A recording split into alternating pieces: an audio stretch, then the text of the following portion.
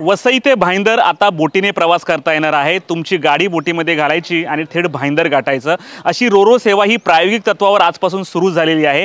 ही सेवाचा जर तुम्हाला लाभ घ्यायचा असेल तुम्हाला ह्या किल्ला बंदर जेटीवर यावं लागेल। म्हणजे आपण तहसीलदार कार्यालयाकडून वसई किल्ल्याकडून जो रोड येतो त्या रोडकडून तुम्ही आतमध्ये आला तर अशा प्रकारे तुम्हाला बोर्ड दिसेल, महाराष्ट्र सागरी मंडळ वसई रोरो जेटी वसई बंदर।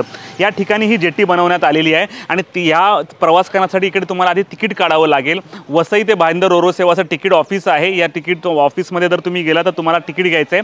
तिकिटाचे दर देखील ते बाजूला लावलेले आहेत। टू व्हीलरसाठी, फोर व्हीलरसाठी, रिकाम्या गाड्यांसाठी, माणसांसाठी कशा प्रकारे तिकीट दर आहे तो तिकीट काढायचं आणि त्यानंतर आपली गाडी आहे ती थेट जेटीवर न्यायची आणि बोटीने तुम्ही ही प्रवास करू शकता। इकडे सुवर्णदुर्ग शिपिंग व मरीन सर्व्हिस प्रायव्हेट लिमिटेड यांनी ही रोरो सेवा सुरू केलेली आहे आणि काही सूचना इथे लावलेल्या आहेत। त्यातली एक महत्त्वाची सूचना अशी आहे की जर तुम्हाला पार्टीसाठी जर ही बोट पाहिजे असेल तर ती देखील इथे उपलब्ध करून देण्यात येणार आहे अशी सूचना इथे आहे। म्हणजे जर तुम्हाला भर समुद्रामध्ये बसून जर पार्टीचा आनंद घ्यायचा असेल तर ती देखील सेवा सुविधा या सुवर्णदुर्ग शिपिंग व मरीन सर्व्हिस प्रायव्हेट लिमिटेडच्या माध्यमातून करण्यात आलेली आहे।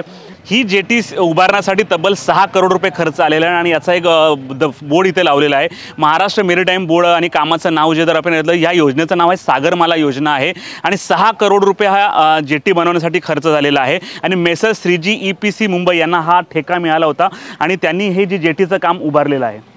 या बोटीने प्रवास करायचा असेल तर जवळपास एक फेरी जाण्यासाठी 15 मिनिटं आणि परत येण्यासाठी 15 मिनिटं असा अर्धा ते पाऊण तासाचा वेळ लागणार आहे। जर तुमची बोट चुकली तर तुमच्यासाठी इथे वेटिंग रूम बनवलेलं आहे। म्हणजे तुम्ही या वेटिंग रूममध्ये पाहू शकता एक कंटेनर बनवलेला आहे। आपण या वेटिंग रूमचा आढावा घेणार आहोत। म्हणजे इथे बसण्याची व्यवस्था केलेली आहे। जर आपण आतमध्ये आलात तर असा कंटेनर आहे। या कंटेनरमध्ये बसण्याची सुविधा आहे।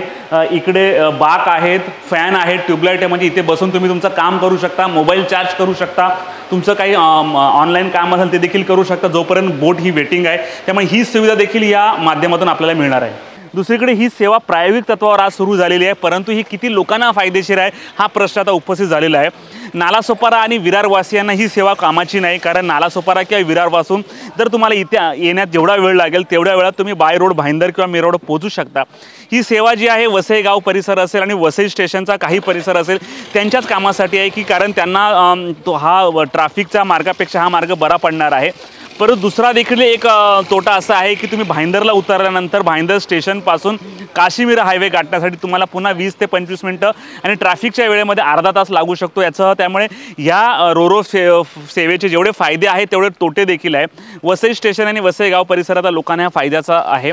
आम्ही ह्या रोरो सेवेतून आता प्रवास करणार आहोत। आम्ही आमची गाडी या बोटीतून घालून थेट भाईंदर गाठणार आहोत आणि संपूर्ण ड्रोनच्या माध्यमातून आम्ही हे तुम्हाला संपूर्ण दृश्य दाखवणार आहोत। तर पहा कसा आहे आपला प्रवास।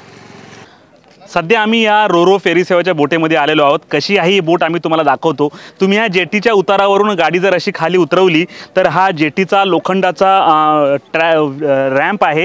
या रॅम्पवरून तुम्हाला तुमची गाडी वर आणावी लागेल। पूर्णपणे लोखंडाचा हा रॅम्प मजबूत बनवलेला आहे आणि जर तुम्ही लांबी रुंदी जर पाहिली तर जवळपास 30 ते 40 फूट रुंद असा जो आहे की याचा रुंदी आहे आणि असे 100-1 फूटचा अंदाज असावा की ते लांब आहे। आणि इथे त्यांनी जे सांगितलं की 40 ते 45 गाड्या ह्या इथे बसणार आहे, परंतु प्राथमिक अंदाज बघता 40 गाड्या बसणार नाही। परंतु तुम्ही तुमची गाडी इथे सेफली गाडी असेल, रिक्षा असेल किंवा पाळीव प्राणी असतील त्यांना घेऊन तुम्ही भाईंदरला जाऊ शकता। तुम्ही जर वरच्या भागात बसवलं तर तुम्ही तिकडे सिटिंग व्यवस्था केलेली आहे। म्हणजे तुम्ही तुमची गाडी इथे पार्क केल्यानंतर वर बसण्याची जी सिटिंग व्यवस्था आहे तिथे तुम्ही बसू शकता, छान फोटो काढू शकता, सेल्फी काढू शकता।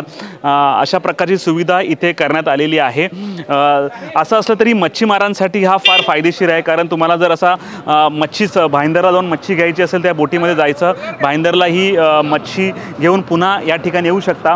आणि हा प्रवास जो आहे म्हणजे किल्ला बंदर जेटी ते भाईंदर जेटी 15 मिनिटाचा हा प्रवास आहे। त्यामुळे तुमची गाडी टाकल्यानंतर 15 मिनिटं पूर्णपणे समुद्राचा, सागराचा आणि पूर्ण असा बोटींचा आनंद घेत तुम्ही ही सफर पूर्ण करू शकता।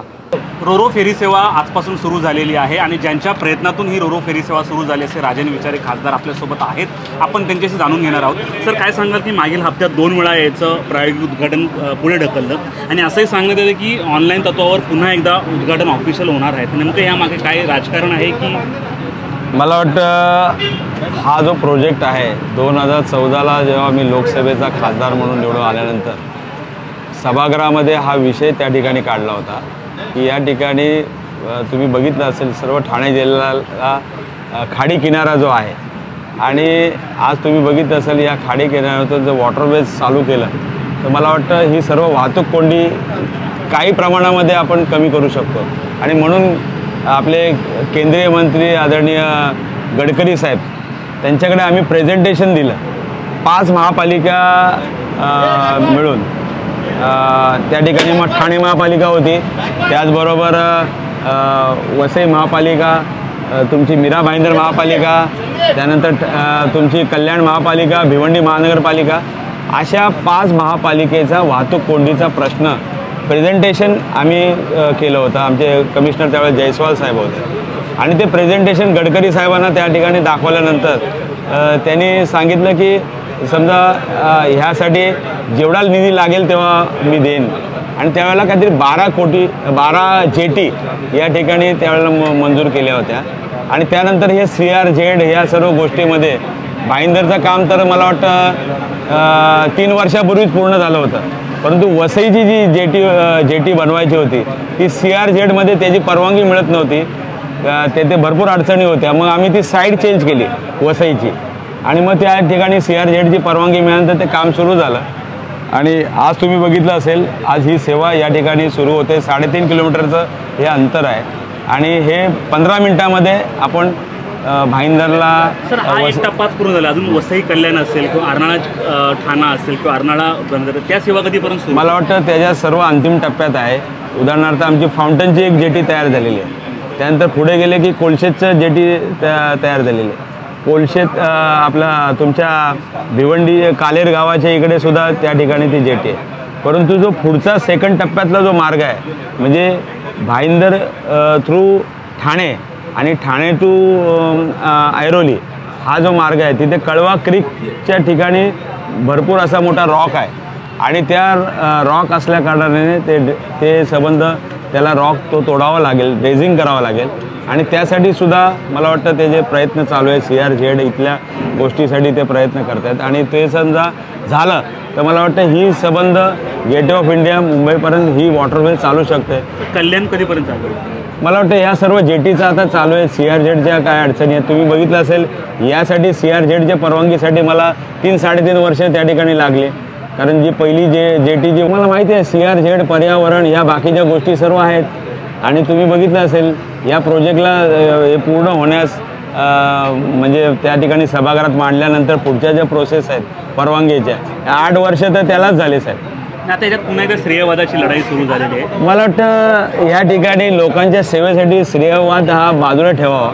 आणि तुम्ही बघितलं असेल त्या ठिकाणी 15 दिवसापूर्वीच आम्ही मीडिया समवेतच ह्याची पाहणी करायला गेलो आणि त्यावेळेला आम्ही ते पत्र दिलेलं होतं आणि त्या पत्राचा मान ठेवून आज तुम्ही बघितलं असेल जेटी तयार आहे, सर्व तयार आहेत. परंतु आपण हे उद्घाटन करत लोकार्पणाला वेळ नसल्यामुळे हे कामाला विलंब लागत होता आणि त्यांना विनंती केल्यानंतर त्यांनी मला वाटतं आजपासून ही सेवा सुरू केलेली आहे. ऑफिशियल उद्घाटन अजून होणार आहे?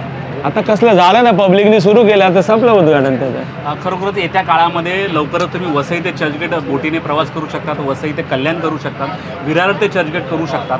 हा एक समुद्र मार्गाचा वेगळा प्रवास तुमच्यासाठी सुरू होणार आहे. पण हे आता पुढची किती वर्ष लागले पाहावे लागणार आहे. HPLसाठी प्रवीण नलावडे, वसई.